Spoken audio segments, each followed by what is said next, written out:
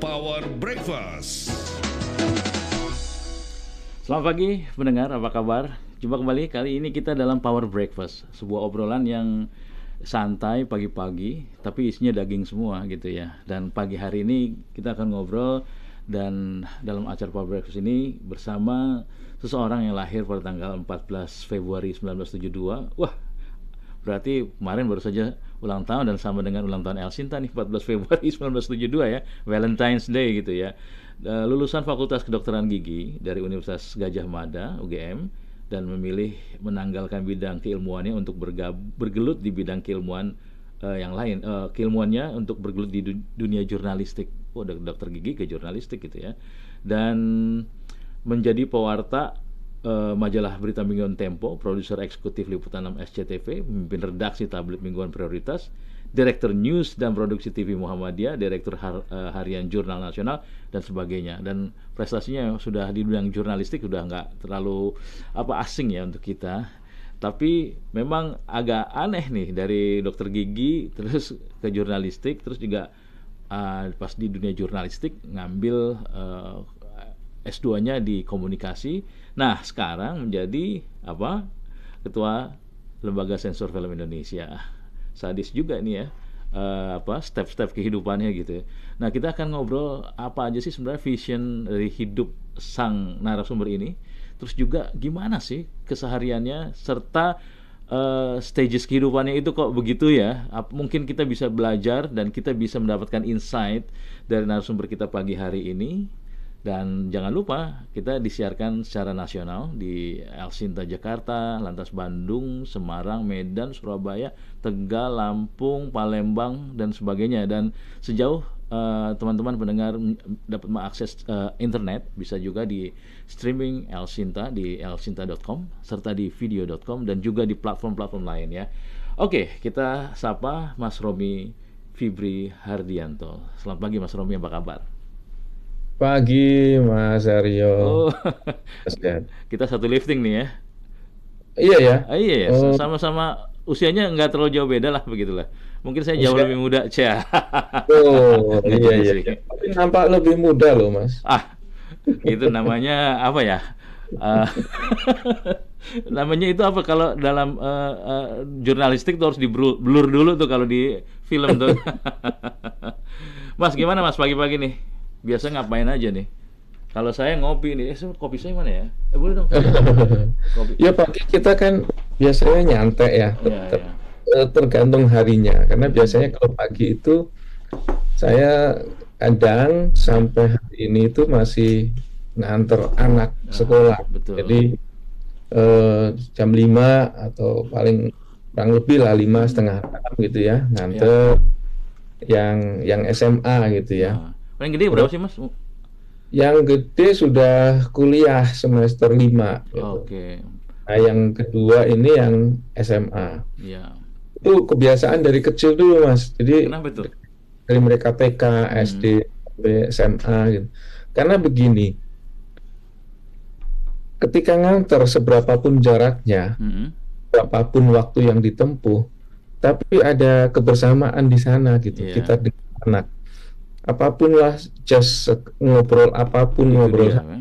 ngobrol apapun gitu. Mm-mm. Atau kan cuma sekedar kalau di mobil ya dia tidur di samping, Mm-mm. saya tidur segala macam, Iya. tapi ada kebersamaan kita dengan anak gitu ya. Iya. Karena sebelum dia kuliah itu kan, kalau udah kuliah udah susah lah punya dunia sendiri. Nah, itu sih yang saya ambil ya Iya. hikmahnya. Jadi setidaknya ada kebersamaan dengan anak, ada obrolan santai, Mm-mm. tukar pikiran dan segala macam. Dan di situ kan kita enak nanyanya ya, Mm-mm. gimana sekolahnya, gimana temennya, Wah, itu gimana. luar biasa tuh Mas. Rasanya kayak kita ada oase gitu kan. Sehari-hari kita nggak ketemu, terus kita ketemu pas nganter sih ngobrol sesuatu begitu ya. Iya, iya. Itu isinya daging semua tuh kalau kata orang tuh. Walaupun kita mungkin ngobrolnya remeh-temeh kata orang Sunda begitu ya. Tapi Iya, itu iya. kan justru kita tahu ya kedalaman anak kita seperti apa gitu ya, sehari-hari seperti apa gitu ya Mas ya. Ya betul, kita pun tahu teman dia akrab Ya, betul. apa, terus pelajarannya lagi ngapain, apa, bikin paper atau karya Mm-mm. tulis apa, terus segala macam. Jadi itu ngobrol santai Mas, dan itu saya lakukan dari sejak mereka eh, TK ya, Mm. TK, SD dan Ya, seterusnya. menikmati Jadi banget Mas ya. kan kita sebagai wartawan dulu tahu ya, 5W1H gitu ya, minimalnya. pulang pulang itu pun nggak tentu arah, nggak tentu Iya, jam. betul. Betul, persis. Nah, jadi saya dulu terbiasa sampai sekarang juga mau pulang jam berapapun, tapi kalau pagi harus bangun Iya, setelah subuhan tentu saja ya, betul. lu nganter gitu. Itu udah job desk rutin gitu. Iya, iya. Nah, kecuali Bicara, Mas masih bicara anak nih. Kan sekarang itu kan masih ada ya yang isu yang mengenai free children gitu. Artinya kawin menunda pernikahan menunda memiliki anak gitu. Tapi kalau kita usia-usia seperti sekarang ini dan kita pengen apa namanya mendapatkan kedekatan dengan anak, kayaknya gimana begitu ya. Artinya ini kan sebenarnya kan anak itu luar biasa banget gitu untuk kita begitu ya. ya memang tiap zaman itu ada orangnya, tiap orang ada zamannya, Mas. Ya, ya, Dan ya. dan anak kita itu kan bukan milik kita ya. Hmm, Dia titipan, dan ini sebagaimana seperti seorang pemanah dengan lengkung busur dan anak panahnya. ya. Anak kita itu anak panah ini. Yang penting tuh kita mengarahkan, Mm-mm. mengejar target sasaran, menarik busurnya, kemudian melepaskan.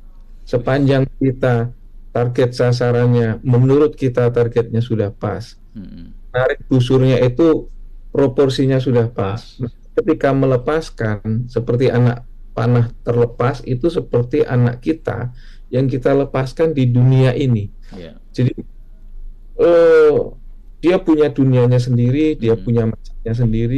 Anak kita itu bukan masa kita, dia Mm-mm. punya zamannya sendiri. Jadi kita hanya membekali dengan proporsi-proporsi nilai-nilai etika hidup Iya. ya menurut kita standar generik. Berikutnya dia yang harus mengembangkan Ya, diri. mengembangkan dan juga itu ya memberikan Betul, penekanan-penekanan sendiri gitu. Tapi kita kasih sesuatu yang kepercayaan yang sudah kita bentengi dengan fondasi yang kuat gitu ya Mas ya.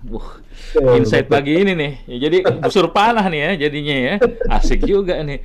Mas, tapi saya lihat tuh Mas Romi ya dari apa dokter gigi, jurnalisnya nggak main-main lagi ya. Ini kan dulu dengerannya saya, nih bacaannya saya, Tempo, Liputan 6, terus juga dan lain-lain ya begitu ya. Apalagi Alsinta Ya. kan news and talk, jadi harus denger-denger apa media-media tetangga gitu kan. Dari dokter gigi, jurnalis, akhirnya berkarya. Mas Romi ini apa selifting dengan Mas Azul nggak? Arif Zulkifli Tempo Oh, enggak, dia nggak di atas saya di atas satu ya. tingkat ya. Ya. Azul, di atas saya Hmm. satu tingkat. Itu change begitu gimana Mas dari dokter gigi terus juga ke jurnalis? Tapi karena saya lihat karyanya dahsyat-dahsyat loh. Artinya ini nggak main-main kan? Eh, ini pertanyaan ke 1020 yang 1000 berapa Mas? 1020. Kayak 1021 deh. 1025 lah sekarang ya kan saya.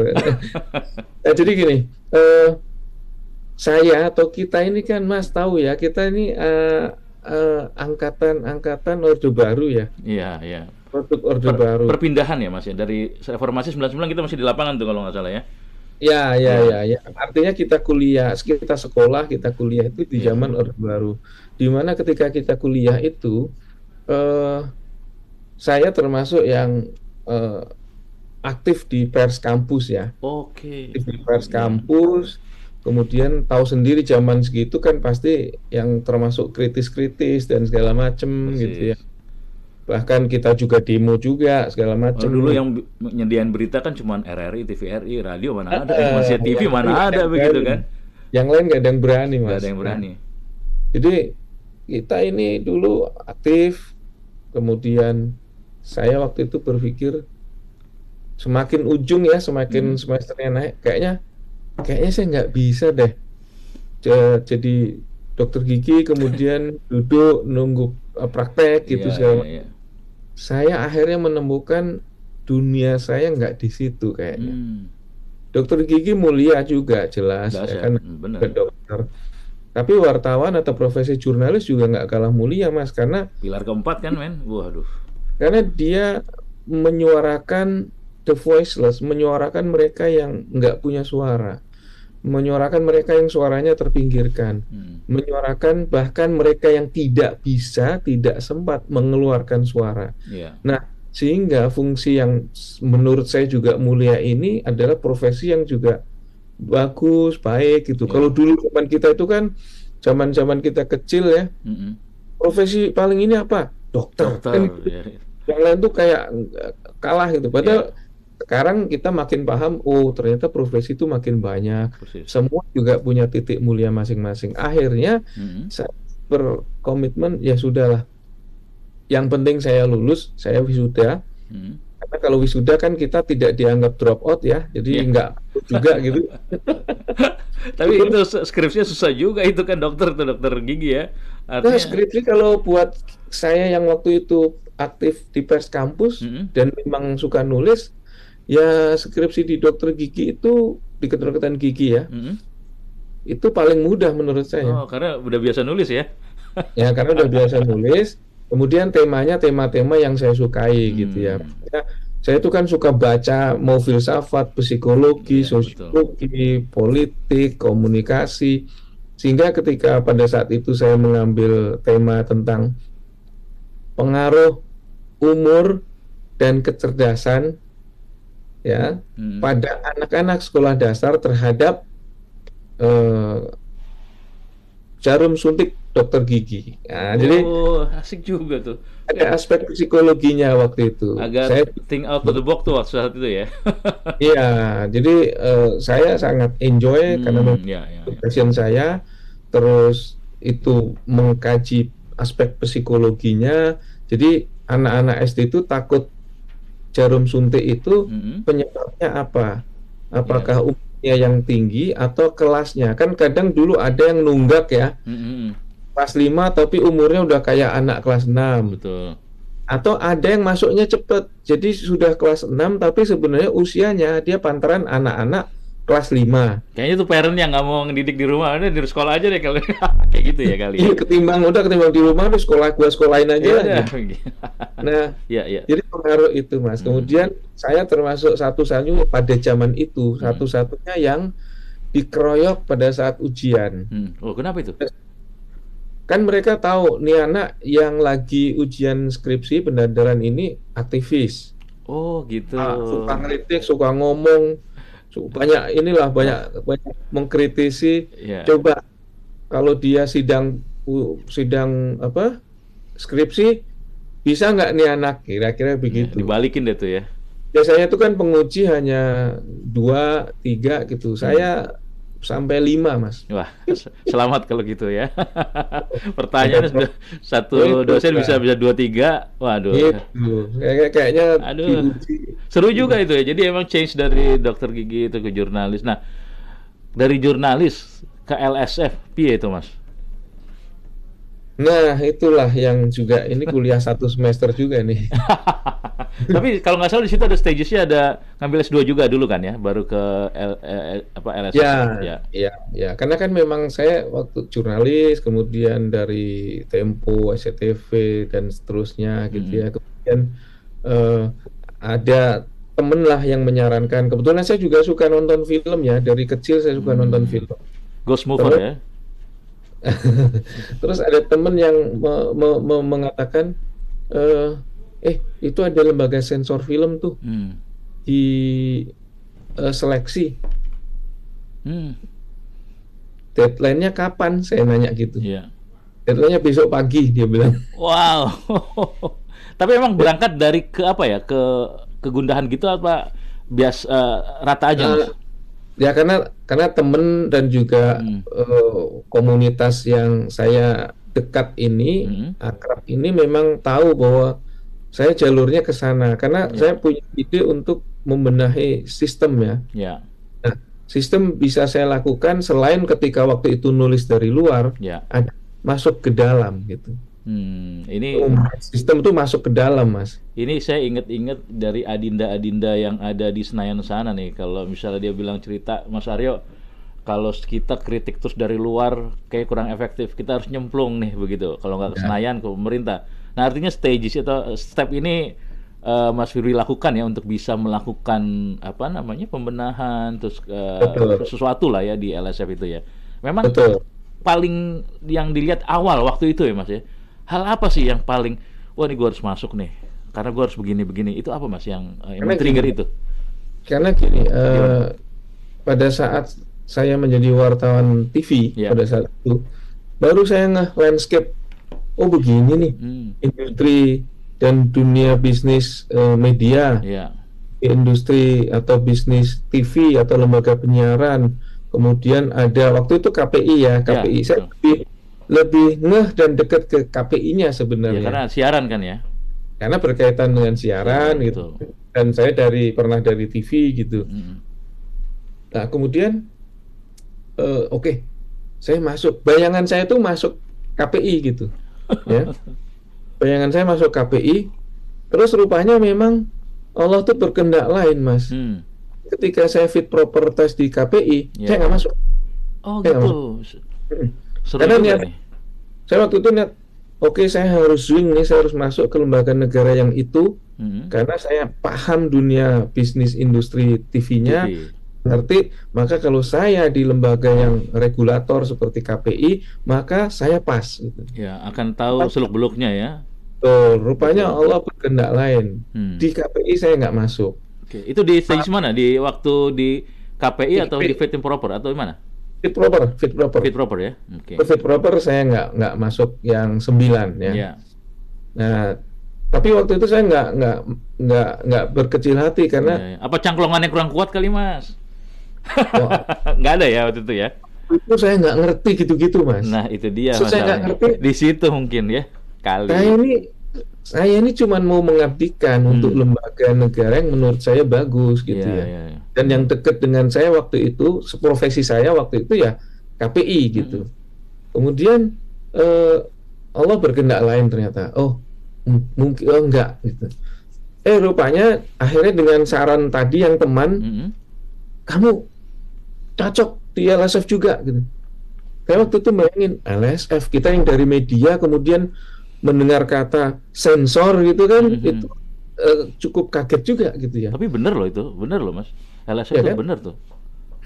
Enggak, karena di siaran kan ya, apalagi di TV, udah lihat kesehariannya, lihat sebelumnya, setelahnya, bagaimana siaran TV, bagaimana bioskop, OTT, kan itu kan gaulannya kita ya di dunia media ya. Betul. Akhirnya teman yang kasih info deadline-nya besok pagi, akhirnya itu tantangan buat saya. Oke. Deadline-nya besok pagi. Udah, saya langsung hari itu cari surat kesehatan lah, SK3 lah, paper, kan bikin paper juga tuh. Hari saya siapin itu, Mas. Tapi nggak terlalu sulit karena semuanya kan udah ada kan ya. Kan sudah bisa nulis. Yang penting idenya apa sih kalau berkaitan sama LSF. Ya, waktu itu apa idenya yang paling menjadi gacoan lah dalam tanda kutip Mas? Gacoan. Jadi waktu itu saya punya ide bahwa film nasional itu harus memiliki kandungan kearifan lokal. Karena kita serbuan dari film-film asing itu kan banyak banget, dan banyak warga kita yang terpesona dengan film-film asing itu, bahkan mengikuti budaya film-film tersebut. Ya nggak apa-apa sih, tapi kan kita punya juga tanggung jawab moral untuk film nasional. Tapi terbukti loh Mas, kayak misalnya film Avatar ya, dia itu kan ngambil desain sesuatunya di alam itu, dia ngambil dari Raja Ampat misalnya, kalau nggak salah waktu itu ya. Artinya sebenarnya dunia itu ngelihat kita, dan ini kan menjadi satu vision dari Mas Romi ketika mau di LSF. Artinya ini proven ya Mas ya, bahwa mereka tuh ngelihat kita gitu. Betul. Kan kalau secara sepele kita banyak melihat film asing, bahkan film asing itu ditonton oleh banyak masyarakat kita. Kenapa sih di film itu nggak ada sih tentang kita? Entah aktornya, aktrisnya kita, orang Indonesia maksudnya, temanya, kotanya, atau apanya berkaitan sama Indonesia kan asik juga tuh. Jadi jangan cuman dianggap sebagai pasar besar tapi pasif gitu. Cuman dikirimin barangnya, kita belanja, kita nonton, tapi nggak ada kaitan sama kita gitu. apalagi tuh ya atur laga sekarang kan kita itu udah punya tuh ya apa UAI ya apa Ada Iko Iko Uwais, ada Uwais, Yan ya. iya Haryo Ristamaji lah itu juga. Aryo itu kayaknya aktor film horor itu, Aduh, Pak. sama Susana zaman dulu kan ya. Mas, tapi apa di sekarang ini kita masuk nih Mas ya ke dunia film nih. Kita pengen tahu juga nih vision Mas Romi. Ketika mau masuk itu kan kearifan lokal yang mau digali dan so far sekarang ini memang proven film-film Hollywood bahkan film-film misalnya Julia Robert waktu itu dia syuting di Bali dulu ya waktu dan sekarang ini film Avatar misalnya mengambil vibe suasana Indonesia begitu. Nah, sekarang ini serangannya kan udah makin beda lagi ya. Kalau dulu mungkin kita nonton film di bioskop gitu ya. Terus juga rerunnya ataupun ada yang kaitan sama eksklusifnya ada di TV. Sekarang kan banyak OTT juga Mas. Ya kayak kita sebut ya Netflix, All Star dan sebagainya gitu. Bahkan TV-TV kalau kita browsing di TV digital ataupun TV kita pakai set top box apapun gitu ya, yang memang ada konten filmnya itu kan mereka itu menyediakan film-film yang seperti itu. Nah, gimana sih LSF ini melihat itu? Apakah memang so far sejauh ini mensensor film-film yang hanya di bioskop atau di luar bioskop juga merupakan KPI dari LSF, Mas? Ya kalau di undang-undang peraturan pemerintah gitu ya, itu kan memang film yang akan ditayangkan di Indonesia itu melalui sensor. Nah, termasuk bioskop, TV, jaringan informatika gitu ya. Cuma kan kita harus melihat juga perkembangannya. Perkembangan bioskop berbeda dengan TV. Berbeda pula dengan jaringan informatika sekarang yang sangat pesat gitu ya. Karena dengan sekali pencet tombol itu sudah kemana-mana tuh larinya. Dalam sehari itu berjuta film, berjuta tontonan. Gitu. Hingga kondisi objektifnya beda gitu.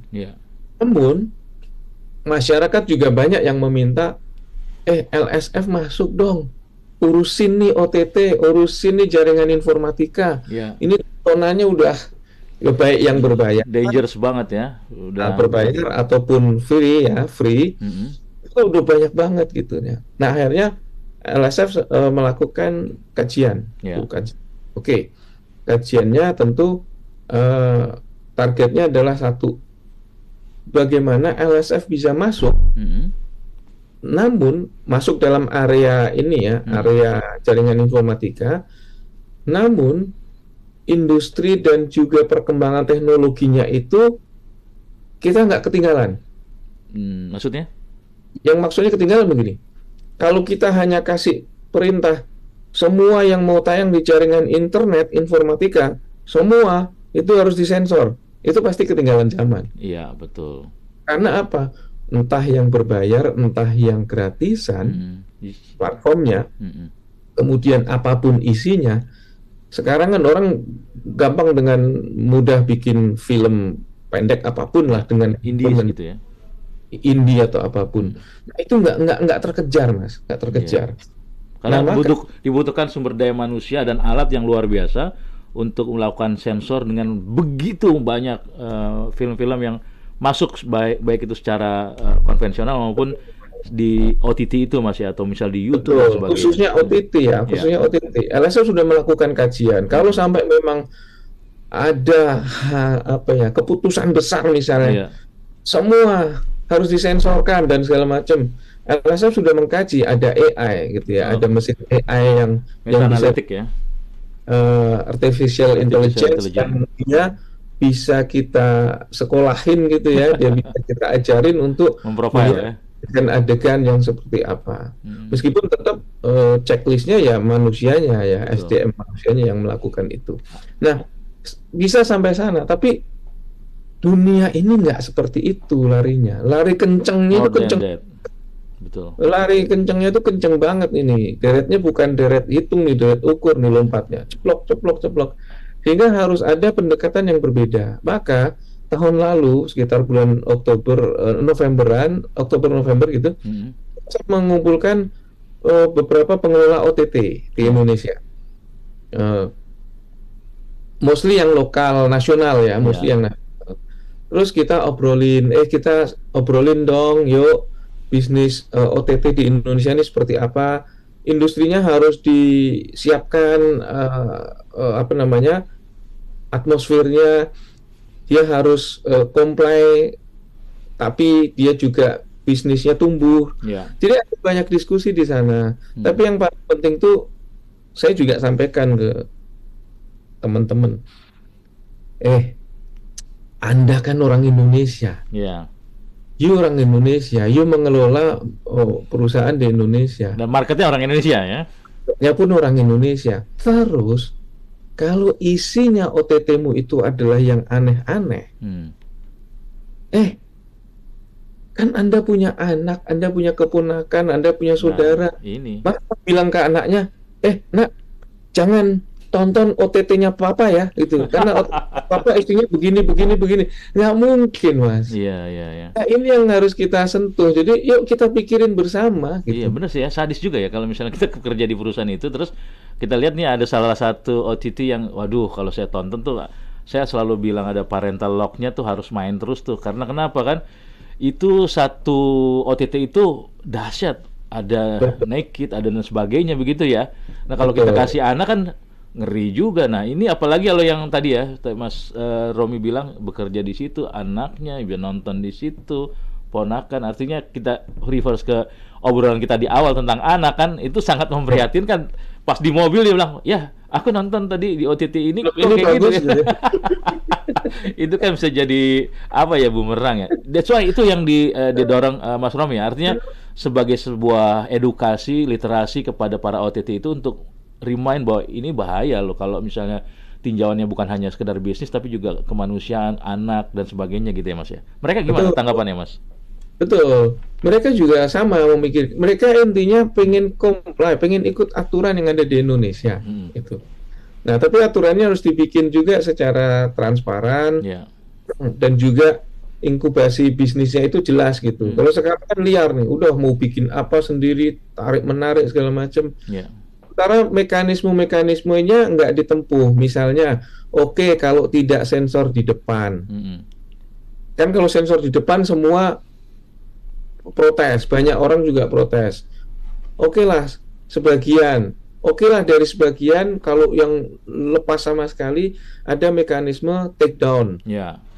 Kan ada tuh kalau ada adegan di film ini kayaknya nggak cocok dengan masyarakat kita, melanggar hukum misalnya. Dia bisa dilaporkan kemudian di take down. Kedua, selain take down, ada mekanisme segregasi. Jadi dipilih.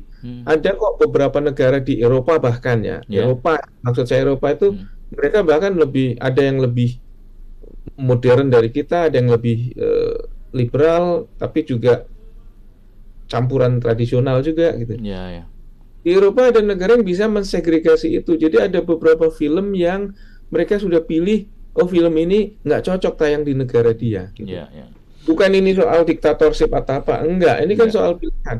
Kan negara harus hadir untuk melindungi masyarakatnya juga, gitu kan. Jadi kalau saya lihat nih LSF, apa yang dilakukan Mas Romi dan teman-teman di sana melakukan sensor, ada yang bisa dilakukan di sensor dalam bentuk-bentuk sensor yang seperti selama ini kita tahu ya, bahwa ada di take down, ada di blur dan sebagainya. Ada juga settingan yang dipublish secara literasi ya, jadi mengedukasi OTT atau apapun bahwa ini adalah tanggung jawab bersama, jadi lu jangan begitulah cara mainnya begitu. Tapi gimana Mas, kira-kira dua hal itu so far perjalanannya itu kira-kira cukup kondusif nggak? Ya, sampai hari ini cukup kondusif ya, cukup kondusif. Hanya memang ada perusahaan yang nggak punya kantor di Indonesia, ini yang susah ngajak ngobrolnya kan. Punya orang tapi nggak punya kantor di Indonesia. Ini menurut saya juga harus dijadikan catatan gitu. Yang langganan orang kita, duitnya duit kita. Begitu langganan kita nggak bisa diambil pajaknya. Kemudian kita bisa menerapkan aturan. Ini ya oke lah gitu. Itu kayak apa orang bilang tuh capital flight ya. Jadi uangnya tuh di sini tuh kesono gitu ya. Bahaya juga nih Bu Sri Mulyani, penting juga nih untuk tahu juga nih. Kalau enggak kan ini udah jadi kayak ini ya, di tengah-tengah masyarakat kan udah jadi kebutuhan ya. Betul. Bayar ini ya. Orang rela bayar kok untuk itu. Jadi selain aturan yang ada di dan berkaitan dengan OTT tersebut, Mas Haryo, LSF berpikir, oke. dengan tsunami tontonan yang sedemikian rupa, maka LSF harus mengembangkan tupoksinya, tugas pokok fungsinya. Itu apa yang dilakukan? Sudah sejak 2021, LSF mengkampanyekan Gerakan Nasional Budaya Sensor Mandiri. Intinya apa? Budaya sensor mandiri itu adalah literasi masyarakat untuk dapat memilah dan memilih tontonan sesuai klasifikasi usia. Oke, good banget tuh ya. Maka ini harus menjadi gerakan nasional, Mas. Kenapa? Karena kita tahu di internet itu banyak yang nggak disensor, baik berbayar maupun gratisan. Ayo deh, ini sama Elsinta nih cocok nih, Mas. Kita literasi masyarakat dengan self-sensor gitu ya. Kita ini tidak mengutuk kegelapan, Mas. Minimal jangan mengutuk kegelapan, tapi minimal kita menyalakan lilin, menyalakan lampu. Kalau nggak ada lilin, nggak ada lampu, ya nyalakan lampu handphone, ya kan? Betul. Intinya kita beri cahaya pada anak bangsa ini untuk menghadapi tsunami tontonan itu. Nah, Gerakan Nasional Budaya Sensor Mandiri ini satu kampanye yang menjadi andalan LSF, dan semoga bukan hanya LSF. Ini menjadi kepedulian bersama.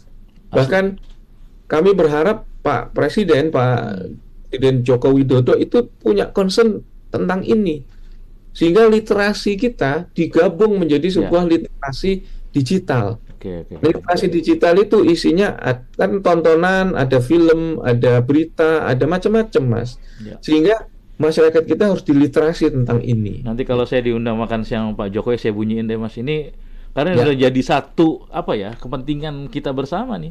Karena saya terenyuh tadi ketika kita duduk bareng antar anak pagi-pagi ya, terus anak kita antar, obrolan itu kan obrolan isinya daging semua, walaupun mungkin remeh-temeh, tapi ketika dia aku nonton begini kok begitu kok begini, kita jadi sedih juga gitu. Oke. Kita jeda dulu, pendengar.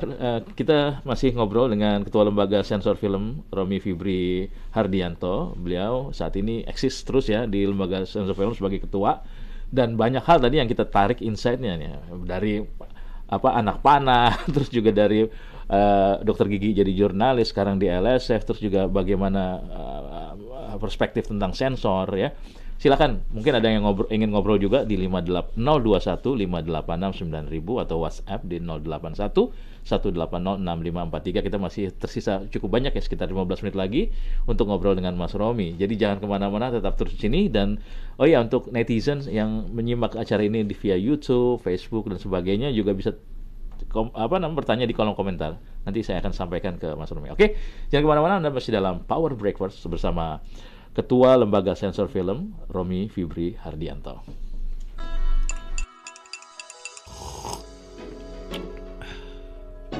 Power Breakfast.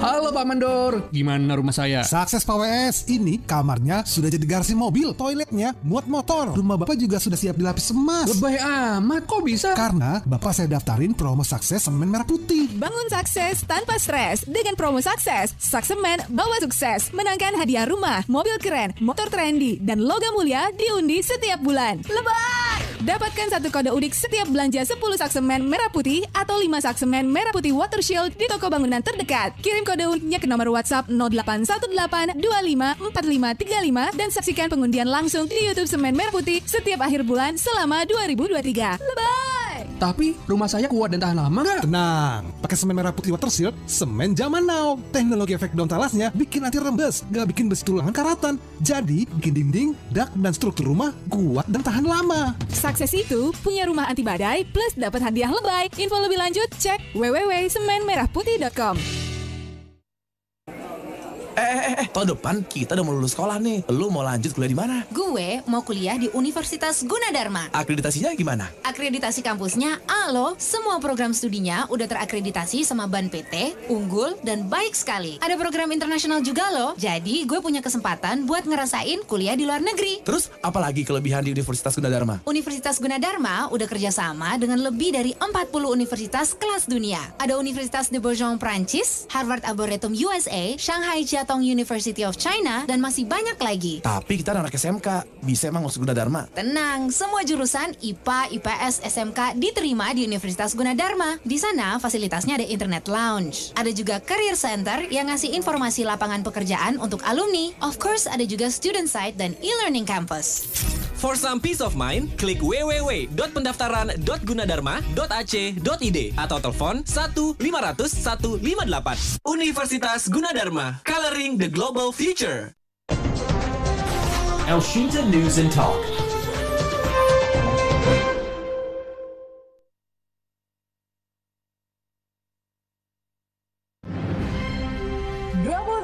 El Shinta News and Talk berkolaborasi untuk bangkit bersama.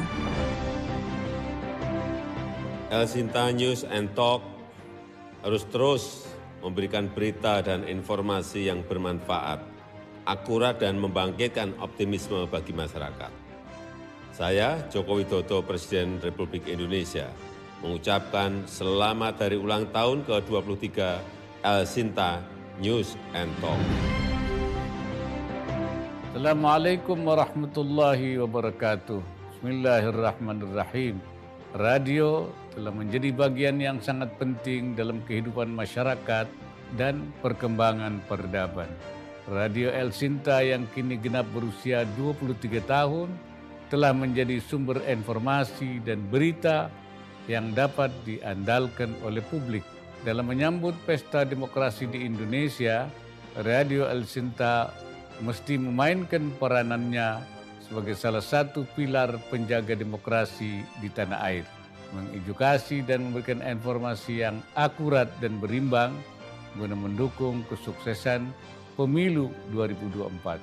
Kita belajar dari pengalaman pemilu terdahulu. Tensi di antara elit politik dapat berdampak pada perpecahan masyarakat. Oleh sebab itu, saya berharap Radio El Shinta mengajak masyarakat dan para pemangku kepentingan lainnya untuk selalu melaksanakan demokrasi yang jujur dan adil, seraya terus mengedepankan persatuan dan kesatuan. Selamat ulang tahun ke-23 untuk Radio El Shinta. Bersama El Shinta berkolaborasi untuk bangkit. Semoga Allah Subhanahu wa Ta'ala senantiasa memberikan inayahnya dan meridai setiap ikhtiar yang kita lakukan. Wassalamualaikum warahmatullahi wabarakatuh. 23 tahun El Shinta News and Talk berkolaborasi untuk bangkit bersama.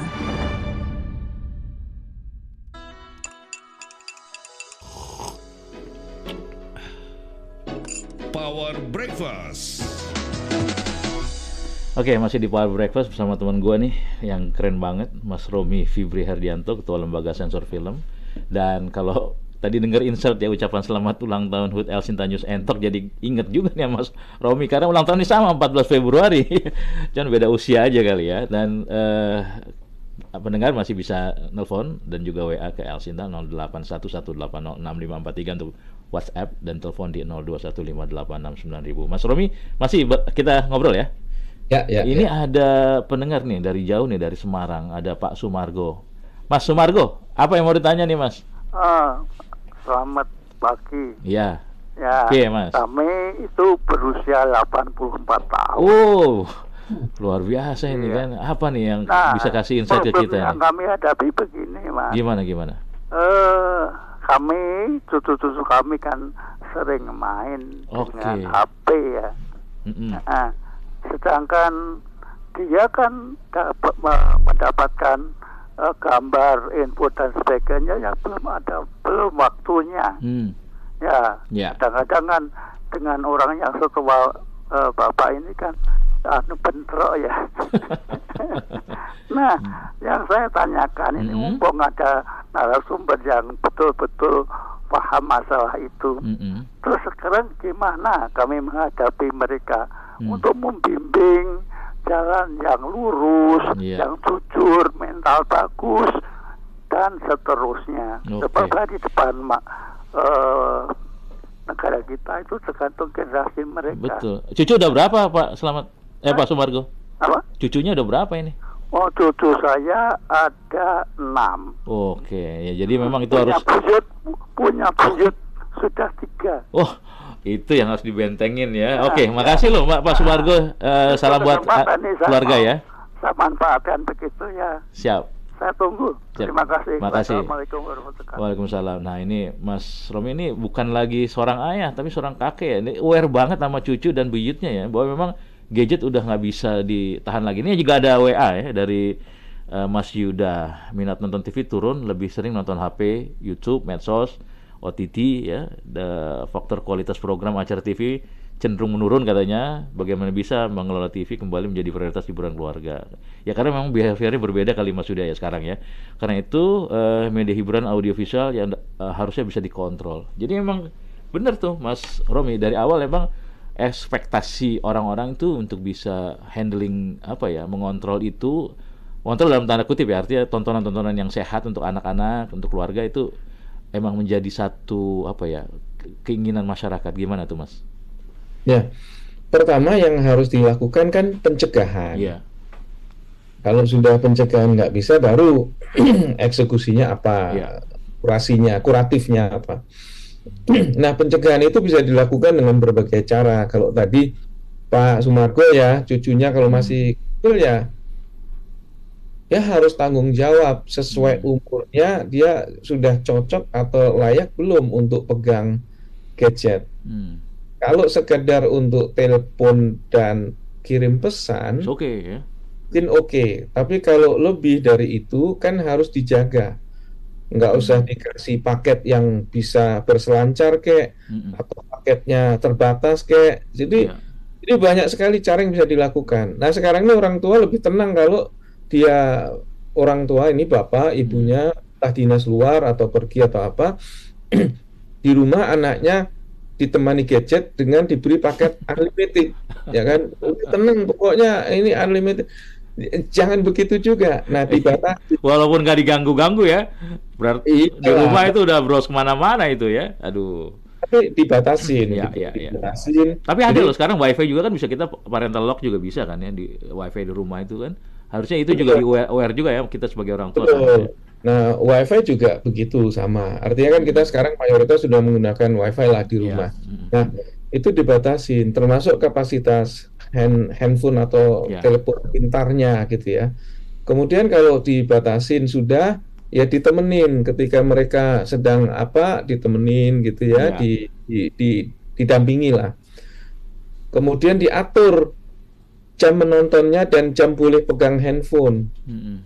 Karena tidak setiap saat, jadi handphone itu nggak nempel 24 jam, tapi ada jam tertentu yang mereka diberikan keleluasaan untuk explore, tapi harus dipantau juga. Artinya gini loh Mas, ini literasi ini ternyata bukan masuk langsung ke anak-anaknya, tapi ke orang tuanya ya, harus melakukan self control itu semua Mas. Ya.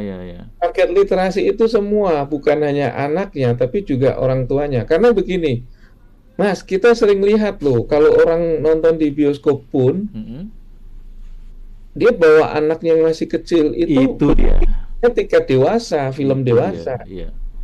Bukan berarti kan dia educated tuh, malah well educated kan orang tua yang harusnya, iya kan? Tapi kan dia nggak oh iya ya kalau tontonan itu, lu bawa anak masuk dalam, saya bawa anak masuk dalam, nanti anak saya yang kecil bisa melihat adegan ini itu meskipun entah ditutup atau ditutup telinga, tapi kan itu nggak pas gitu. Nah ini kampanye soal gaya sensor mandiri ini yang sedang kami kedepankan.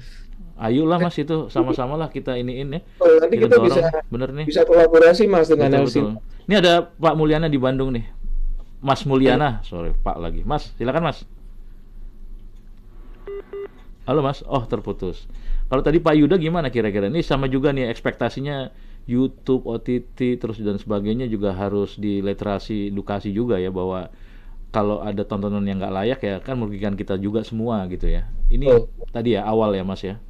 Tetap ada dua tuh. Satu, mekanismenya di preventif. Preventif itu termasuk juga ada mekanisme pelaporan dan take down Mas. Ya. Mas, banyak masyarakat yang mungkin belum tahu kita bisa melaporkan konten itu kemana. Bisa ke Kominfo, bisa ke jaringan terkait gitu ya. Pun ada keluhan juga, saya pernah tuh Pak melaporkan tapi nggak diapa-apain juga itu adegan ini gitu. Maksudnya, nah tapi setidaknya dengan banyaknya laporan, pemerintah juga pasti akan berpikir, oh ini kok banyak yang melaporkan nih, berarti ada sesuatu nih. Mungkin kalau hanya satu yang melaporkan, yang nggak setuju banyak. Tapi kalau yang melaporkan hanya satu, kan orang akan melihat, cuman satu ini nih yang nggak suka gitu, yang lain suka. Jangan begitu juga. Tetap harus diberikan informasi itu. Mekanisme takedown itu harus ada. Mekanisme pelaporan. Kapasiti cangklongan hukumnya atau payung hukumnya ada nggak sih? Cukup rigid nggak sih? Nah itu harus disiapkan juga. Karena kan PR juga ya. Ketika dia bergerak di jaringan informatika, maka bisakah dia kita kategorikan sebagai PSE, penyelenggara sistem elektronik berbasis elektronik? Nah, kalau bisa berarti ikut aturan itu. Nah, harusnya masuk ke sana larinya. Nah, maka LSF kalau dalam kaitan dengan OTT dan jaringan informatika nggak bisa sendiri. LSF itu hanya kontennya. Tapi mediumnya itu kan ada juga yang punya otoritas ke situ. Gitu. Sama kan, kayak misalnya sekarang KPI ini kan juga dia kan lagi keringetan juga tuh kan diminta untuk handling karya-karya yang berbau di digital begitu ya. Sementara kan ini belum masuk ke sana, dan kalau kita lihat juga Dewan Pers saat ini juga sedang mengatur mengenai konten dari digital yang bermuara pada media konvensional atau media di atasnya begitu. Ini sedang ramai-ramai diatur begitu. Artinya di LSF ini juga perlu PR arah ke sana juga ya Mas ya? Betul Mas. Kayak misalnya TV tadi. Ya. Yang menegur TV itu bukan LSF, KPI. Ya. Komisi Penyiaran Indonesia punya otoritas untuk menegur itu hasil dari pemantauan dan pengawasan isi siarannya, ya kan? Sebelum siaran ditayangkan itu kan disensor di LSF. Ya. Sementara regulasi dan tata aturan penyensoran yang ada di LSF dan KPI juga ada sedikit sudut pandang yang berbeda di situ gitu. Oke. Nah, kalau kaitan dengan TV, LSF tetap bersama KPI. Ya. Kolaborasinya. Nah, kalau jaringan informatika itu dengan siapa? Tentu dengan yang kementerian yang berkaitan dengan itu. Kominfo ya. Sama seperti ketika kalau bioskop murni karena film itu hanya ditayangkan di situ. Jadi LSF relasinya dengan bioskop tuh bisa langsung ya. Nah, ini yang perlu dipikirkan, dan masyarakat juga perlu paham itu bagaimana mekanisme untuk menonton, mengatur tontonan, termasuk memilah dan memilih tontonan sesuai klasifikasi usianya gitu. Ayo deh Mas, dengan Elsinta nih senang juga nih bisa ngobrol-ngobrol kayak gini, lantas juga ada suatu kegiatan dan draft langkah yang sama gitu kata PDIP, draft langkahnya yang memberikan literasi kepada masyarakat terkait dengan masalah film dan juga tayangan dan konten-konten yang memang gimana gitu ya. Oke Mas, nanti kita lanjutkan obrolan kita, mungkin ke Kopi Darat kita ya, bisa ngobrol lebih lanjut lagi dengan teman-teman di LSF. Matur nuwun, terima kasih loh Mas Romi, waktunya nih udah 1 jam hampir kita ngobrol dan kayaknya isinya keren semua. Baik, matur nuwun sekali lagi Mas Romi. Salam buat keluarga, salam hormat, salam hangat semua ya, sehat-sehat ya. Pendengar, demikian tadi Ketua Lembaga Sensor Film Romi Fibri Hardianto dalam Power Breakfast di Elsinta. Kita jumpa di lain kesempatan dan selamat pagi.